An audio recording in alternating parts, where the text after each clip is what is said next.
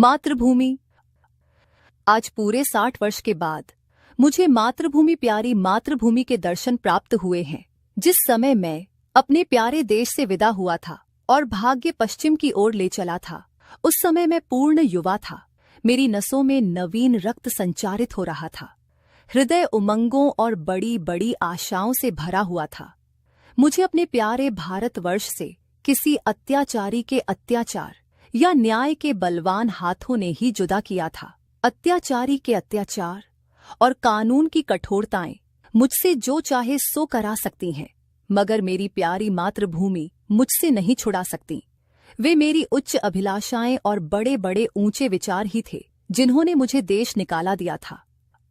मैंने अमेरिका जाकर खूब व्यापार किया और व्यापार से धन भी खूब कमाया। धन से मनमाने सुख लूटे। सौभाग्य से पत्नी भी ऐसी मिली जो सौंदर्य में अपनी सानी आप ही थी। मेरे 5 पुत्र थे जो सुंदर, हृष्टपुष्ट और ईमानदार थे, जिन्होंने व्यापार को और भी चमका दिया था। मैंने अकूत धन, प्रियतमा पत्नी, सपूत बेटों और प्यारे प्यारे जिगर के टुकड़े, नन्हे नन्हे पौधे का केवल इसलिए परित्याग कर दिया कि मैं प्यारी भारत जननी के अंतिम दर्शन कर लूं। मैं बहुत बूढ़ा हो गया हूं। 10 वर्ष के बाद पूरे 100 वर्ष का हो जाऊंगा। अब मेरे हृदय में केवल एक ही अभिलाषा बाकी है कि मैं अपनी मातृभूमि का रजकण बनूं। मेरे पास धन था, पत्नी थी, लड़के थे और जायदाद थी, मगर न मालूम क्यों मुझे रह रहकर मातृभूमि के टूटे झोंपड़े, 4-6 बीघा मौरूसी जमीन और बालपन के लंगोटियां, यारों की याद अक्सर सता जाया करती थी।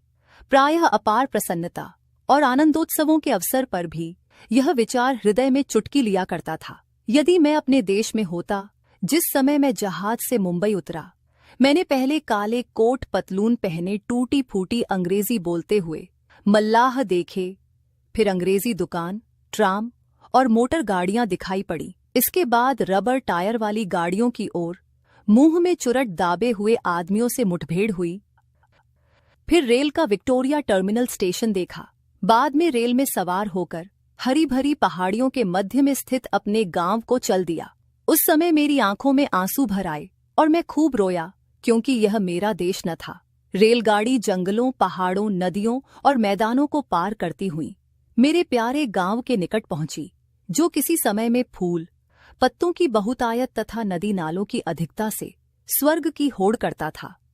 मैं जब गाड़ी से उतरा तो मेरा हृदय बांसों उछल रहा था। अब अपना प्यारा घर देखूंगा, अपने बालपन के प्यारे साथियों से मिलूंगा। मैं इस समय बिल्कुल भूल गया था कि मैं 90 वर्ष का बूढ़ा हूं। ज्यों ज्यों गांव निकट आता था, मेरे पग शीघ्र शीघ्र उठते थे और हृदय में अकथनीय आनंद का स्रोत उमड़ रहा था। प्रत्येक वस्तु पर आंखें फाड़कर दृष्टि डालता। आहा, यह वही नाला है जिसमें हर रोज घोड़े नहलाते थे और स्वयं भी डुबकियां लगाते थे, किंतु अब उसमें दोनों ओर कांटेदार तार लगे हुए थे। सामने एक बंगला था जिसमें 2 अंग्रेज बंदूकें लिए इधर उधर ताक रहे थे। नाले में नहाने की सख्त मनाही थी। गांव में गया और निगाहें बालपन के साथियों को खोजने लगीं, किंतु शोक वे सब मृत्यु के ग्रास हो चुके थे। मेरा घर, मेरा टूटा फूटा झोंपड़ा, जिसकी गोद में मैं बरसों खेला था, जहां बचपन और बेफिक्री के आनंद लूटे थे और जिनका चित्र अभी तक मेरी आंखों में फिर रहा था, वही मेरा प्यारा घर अब मिट्टी का ढेर हो गया था। यह स्थान गैर आबाद न था। सैकड़ों आदमी चलते फिरते नजर आते थे, जो अदालत, कचहरी और थाना पुलिस की बातें कर रहे थे। उनके बीच मुखों से चिंता, निर्जीवता और उदासी प्रदर्शित होती थी, और वे सब नवयुवक कहीं न दिखाई पड़ते थे। उस अखाड़े के स्थान पर जिसकी जड़ मेरे हाथों ने डाली थी, अब वहां एक टूटा फूटा स्कूल था। उसमें दुर्बल तथा कांतिहीन रोगियों की सूरत वाले फटे कपड़े पहने बैठे ऊँघ रहे थे। उनको देखकर सहसा मेरे मुख से निकल पड़ा कि नहीं नहीं, ये मेरा प्यारा देश नहीं है। बरगद के पेड़ की ओर मैं दौड़ा, जिसकी सुहावनी छाया में मैंने बचपन के आनंद उड़ाए थे, जो हमारे छुटपन का क्रीड़ा स्थल और युवावस्था का सुखप्रद वास स्थान था। आहा, उस प्यारे बरगद को देखते ही मेरे हृदय पर एक बड़ा आघात पहुंचा और दिल में महान शोक उत्पन्न हुआ। उसे देखकर ऐसी ऐसी दुखदायक तथा हृदय विदारक स्मृतियां ताजा हो गईं कि घंटों धरती पर बैठे बैठे मैं आंसू बहाता रहा। हाँ, यही बरगद है जिसकी डालों पर चढ़कर मैं फुनगियों तक पहुंचता था, जिसकी जटाएं हमारा झूला थीं और जिसके फल हमें सारे संसार की मिठाइयों से अधिक स्वादिष्ट मालूम होते थे। मेरे गले में बाहें डालकर खेलने वाले लंगोटिया यार, जो कभी रूठते थे कभी मनाते थे, कहाँ गए? हाय, बिना घर बार का मुसाफिर अब क्या अकेला ही हूं? क्या मेरा कोई भी साथी नहीं? बरगद के निकट अब थाना था और बरगद के नीचे कोई लाल साफा बांधे बैठा था। उसके आसपास 10-20 लाल पगड़ी वाले करबद्ध खड़े थे। वहां फटे पुराने कपड़े पहने दुर्भिक्षग्रस्त पुरुष, जिस पर अभी चाबुकों की बौछार हुई थी, पड़ा सिसक रहा था। मुझे ध्यान आया कि यह मेरा प्यारा देश नहीं है, कोई देश है। यह यूरोप है, अमेरिका है, मगर मेरी प्यारी मातृभूमि नहीं है, कदापि नहीं है। इधर से निराश होकर मैं उस चौपाल की ओर चला, जहां शाम के वक्त पिताजी गांव के अन्य बुजुर्गों के साथ हुक्का पीते और हंसी कह कहे करते थे। हम भी उस टाट के बिछौने पर कलाबाजियां दिखाया करते थे। कभी कभी वहां पंचायत भी बैठती थी, जिसके सरपंच सदा पिताजी ही हुआ करते थे। इसी चौपाल के पास एक गौशाला थी, जहां गांव भर की गायें रखी जाती थीं और बछड़ों के साथ हम यहीं किलोलें किया करते थे। शोक की अब उस चौपाल का पता तक नहीं था। वहां अब गांवों में टीका लगाने की चौकी और डाकखाना था। उस समय इसी चौपाल से लगा एक कोल्हू बाड़ा था, जहां झाड़े के दिनों में ईख पैरी जाती थी और गुड़ की सुगंध से मस्तिष्क मस्त एवं पूर्ण हो जाता था। हम और हमारे साथी वहां गंडेरियों के लिए बैठे रहते और गंडेरियां करने वाले मजदूरों के हस्तलाघव को देखकर आश्चर्य किया करते थे। वहां हजारों बार मैंने कच्चा रस और पका दूध मिलाकर पिया था और वहां आसपास के घरों की स्त्रियां और बालक भी अपने अपने घड़े लेकर आते थे और उनमें रस भरकर ले जाते थे। शोक है कि वे कोल्हू अब तक ज्यों के त्यों खड़े थे, किंतु कोल्हू वाले की जगह पर अब एक सन लपेटने वाली मशीन लगी थी और उसके सामने एक तंबोली और सिगरेट वाले की दुकान थी। इन दृश्यों को देखकर मैंने दुखित हृदय से एक आदमी से, जो देखने में सभ्य मालूम होता था, पूछा, महाशय, मैं एक परदेशी यात्री हूं, रात भर लेटे रहने की मुझे आज्ञा दीजिएगा।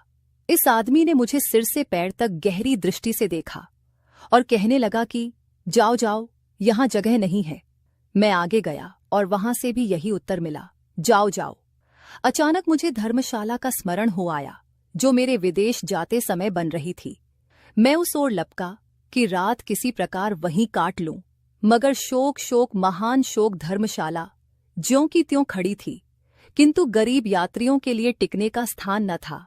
मदिरा, दुराचार और द्यूत ने उसे अपना घर बना रखा था।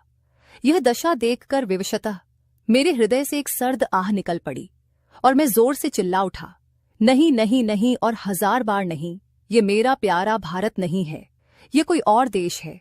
अंधेरी रात थी। गीदड़ और कुत्ते अपने अपने कर्कश स्वर में उच्चारण कर रहे थे। मैं अपना दुखित हृदय लेकर उसी नाले के किनारे जाकर बैठ गया और सोचने लगा, अब क्या करूं?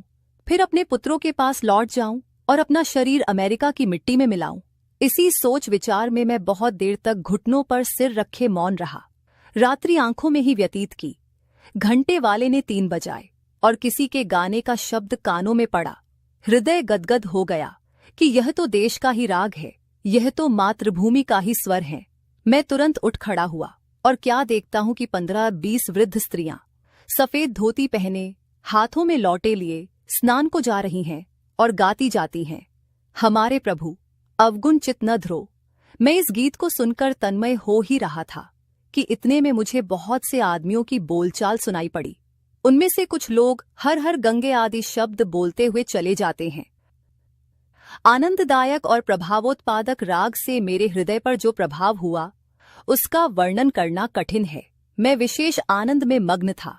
सभी के साथ मैं भी भागीरथी जा पहुंचा।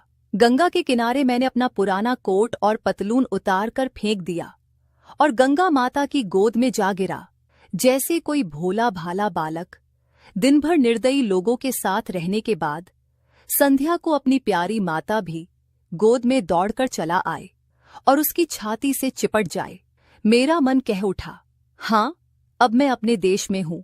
प्रेमचंद।